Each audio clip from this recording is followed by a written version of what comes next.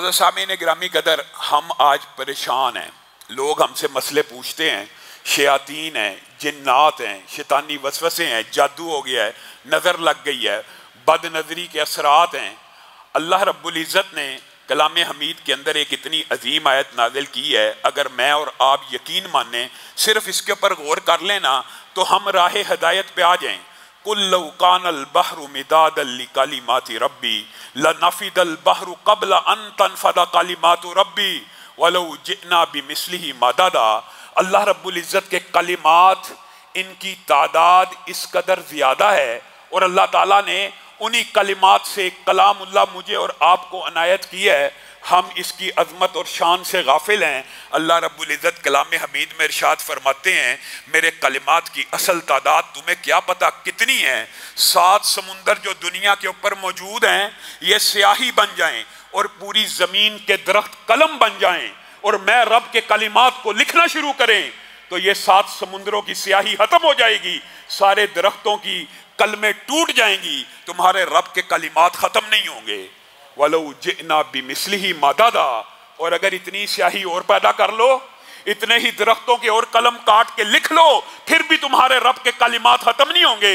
इसीलिए मैं आपको कहता हूं कि अगर जादू का, जिन्नात का, बीमारियों का, वसवसों का, शयातीन का खतरा महसूस हो तो सिर्फ ये कह दीजिए, अऊज़ु बिकलिमतिल्लाहि ताम्माति मिन शर्रि मा खलक। ये दुआ हर मेरा भाई, बेटा, बहन, औरत याद करे। ये कितनी मुश्किल दुआ है और इस दुआ के जो अल्फाज हैं वो कितने अजीम हैं। अऊज़ु बिकलिमतिल्लाहि ताम्माति मिन शर्रि मा खलक। मैं पनाह में आता हूं किनकी? अल्लाह रब्बुल इज़्ज़त के कलिमात की। उन्हीं कलिमात में से एक अजीमुश्शान आयत और कलमा आयतुल कुर्सी है, जिसको आज के बाद मैंने और आपने अपनी जिंदगी में इस तरह जारी करना है कि जो जो हदीस से हमें मिल रहा है उसको अपने ऊपर लागू करें, वादा करें। और आयतुल कुर्सी याद करना, यकीन मानिए सहाबा अपने बच्चों को कुरान पाक की आयतें इस तरह रटाया करते थे, इस तरह याद कराया करते थे कि एक बच्चा भी ऐसा ना बच जाए जो सोने से पहले आयतुल कुर्सी की तिलावत ना करे। मैं और आप, जादू हो गया जी, जिल लड़ गया जी, शैतान आ गया जी, जिस्म के ऊपर कब्जा हो गया जी, चलो जी फलां पीर के पास चले जाओ, फलां रुकिया शरिया करने वाले के पास चले जाओ, फलां नापाक जो 20-20 साल नहाया नहीं उससे जाके इलाज करवा लो।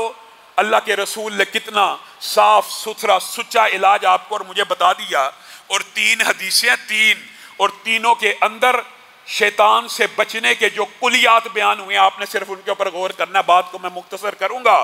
पहली हदीस हजरत अबू हुरैरा की मशहूर आपने सुनी हुई है कि रमज़ान के गले के ऊपर अल्लाह के रसूल ने उनकी ड्यूटी लगा दी कि हिफाजत करनी है। रात को देखा एक चोर आया है और गले में से चुराने लगा। हजरत अबू हुरैरा ने पकड़ लिया, उसने बड़े तरले वास्ते दिए, उसने बड़ी मिन्नत समाजत की और कहा, ए अल्लाह के बंदे, मैं बड़ा गरीब हूँ, मेरे बच्चे मुहताज हैं, मुझे छोड़ दे। हजरत अबू हुरैरा के दिल में रहम आ गया, नरमी आ गई, छोड़ दिया। अगले दिन रसूलुल्लाह सल्लल्लाहु अलैहि वसल्लम की बारगाह में पेश हुए तो रसूलुल्लाह को तो वही से खबर आ गई और रसूलुल्लाह पूछने लगे, ए अबू हुरैरा, तेरे कैदी का क्या बना? हज़रत अबू हुरैरा हैरान रह गए कि रसूलुल्लाह को किसने बतलाया? रसूलुल्लाह को तो उसने बताया जो अलीम है, जो खबीर है। कहने लगे, अल्लाह के रसूल बड़ा मुहताज था, बड़ा गरीब था, मेरे दिल में तरस आया, मैंने उसको छोड़ दिया। रसूलुल्लाह सल्लल्लाहु अलैहि वसल्लम ने कहा, वादा लेके छोड़ा है ना कि दोबारा नहीं आएगा? जी हाँ, वो झूठ बोलता, वो दोबारा भी आएगा। अब क्या आया तो पकड़ के मेरे पास ले आना। हज़रत अबू हुरैरा अगले दिन देखते हैं, फिर वो चोर आता है, फिर चोरी करता है। हज़रत अबू हुरैरा पकड़ लेते हैं, वो फिर मिन्नत समाजत करता है, रोता है, गिड़गिड़ाता है। हज़रत अबू हुरैरा को फिर तरस आ जाता है, छोड़ देते हैं। उसको कहते हैं, अगर दोबारा आया मैं रसूलुल्लाह के पास पेश कर दूंगा। नबी करीम सल्लल्लाहु अलैहि वसल्लम अगले दिन फिर पूछते, अबू हुरैरा तेरे कैदी का क्या माजरा है? हज़रत अबू हुरैरा सारी रात का वाकया सुनाते हैं। कहा, झूठ बोलता फिर आएगा, अब की बार आए तो पकड़ के ले आना। और इत्तफाक ऐसा हुआ कि तीसरी रात भी लगातार आ गया। हज़रत अबू हुरैरा ने पकड़ लिया और कहा, आज मैं तुझे रसूलुल्लाह की बारगाह में पेश किए बगैर नहीं जाने दूंगा। कहा, रुक जा रुक जा, अब अगर तूने मुझे रसूलुल्लाह की बारगाह में पेश करना है तो मैं तुझे एक ऐसा कुलिया बताता हूं कि मैं आना भी चाहूं तो नहीं आ सकता, मैं आना भी चाहूं तो नहीं आ सकता। अबू हुरैरा ने कहा, वो कौन सा कुलिया है? अबू हुरैरा कहने लगे, वो कौन सा कुलिया है?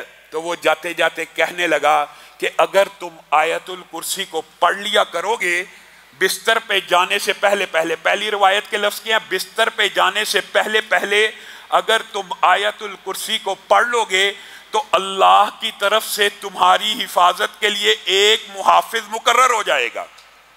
अल्लाह की तरफ से एक मुहाफिज मुकर्रर हो जाएगा। नंबर एक बात जो आपने याद रखनी है, आयतुल कुर्सी बिस्तर पे जाने से पहले पढ़ ली, बिस्तर पे लेट के पढ़ ली तो सारी रात के लिए अल्लाह की तरफ से एक मुहाफिज मुकर्रर हो जाएगा।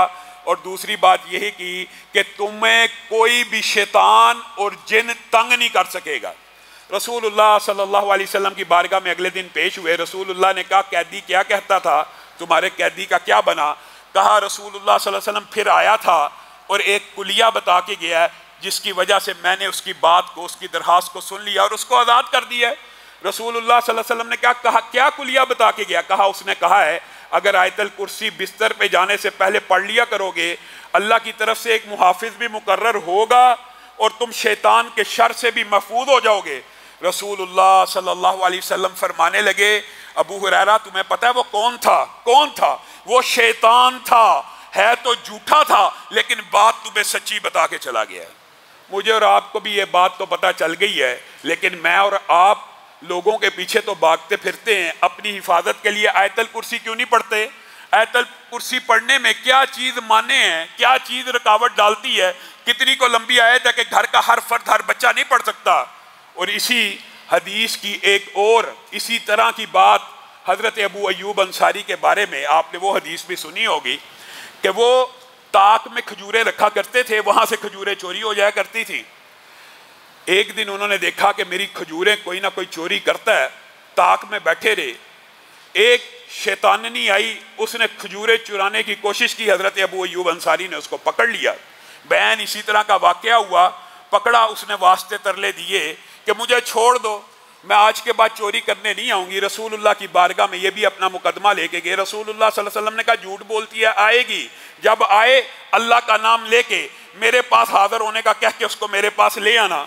इसी तरह इनके साथ भी मामला हुआ। तीसरे दिन उसी तरह उस जिन्नी ने हज़रत अबू अय्यूब अंसारी को एक कुलिया बताया और क्या कहा, अगर आप अपने घर में, यहाँ पे सोने या बिस्तर का लफ्ज़ मौजूद नहीं है, अगर आप अपने घर में आयतुल कुर्सी पढ़ेंगे तो आपके घर में कोई भी नुकसान पहुंचाने वाली चीज़ दाखिल नहीं हो सकती। पहली हदीस के अल्फाज क्या थे? मुहाफिज मुकर्रर होगा और शैतान दाखिल नहीं होगा। इस हदीस में कोई भी नुकसान पहुंचाने वाली चीज आपके घर में दाखिल नहीं हो सकती। और उबई इब्न काब की हदीस में जहां पे वो खजूरें सुखाया करते थे, एक जिन आया, उनकी खजूरों को चोरी करने लगा। उबई इब्न काब ने पकड़ लिया। ये भी इसी तरह 2-3 मरतबा का वाक़या है, लेकिन जब पहली मरतबा पकड़ा इसमें ये बात इजाफी मौजूद है। उन्होंने उससे पूछा क्या तू जिन्न है या इंसान?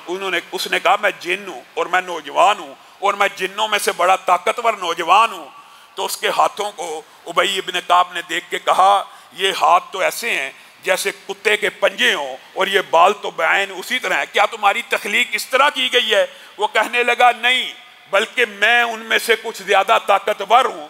और कहने लगा कि मैं तुम्हें एक कुलिया ना बताऊँ जिसकी वजह से तुम मुझसे महफूज हो जाओगे। कहा क्या कुलिया है? उसने भी यही अल्फाज कहे, अगर तुम आयतुल कुर्सी सुबह पढ़ोगे, इस हदीस के अंदर एक बात इजाफी मौजूद है, अगर तुम आयतुल कुर्सी सुबह पढ़ोगे तो शाम तक शयातीन से बच जाओगे, और अगर शाम को पढ़ोगे सुबह तक शयातीन से बच जाओगे। अब बताइए, आयतुल कुर्सी एक मरतबा रात को बिस्तर पे जाने से पहले पढ़ी, मुहाफिज भी उतरेगा, शैतान से भी बचोगे, जिन्नात से भी बचोगे, हर जरर रसा चीज से भी बचोगे, और सुबह तक शयातीन से महफूज रहोगे।